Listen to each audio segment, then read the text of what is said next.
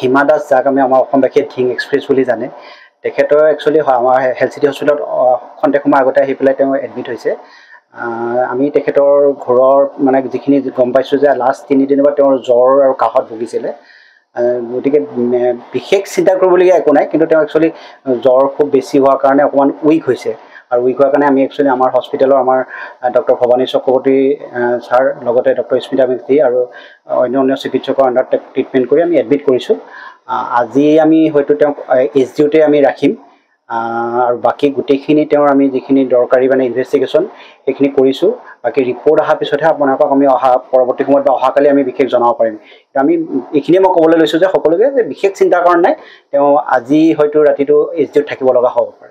চাওক, এতিয়ালৈকে আমি ইনভেষ্টিগেশ্যনখিনি কৰিছোঁহে, গতিকে আমি আজি আপোনাক পোৱা অকণমান অসুবিধা হ'ব, ৰিপৰ্টখিনি আহক।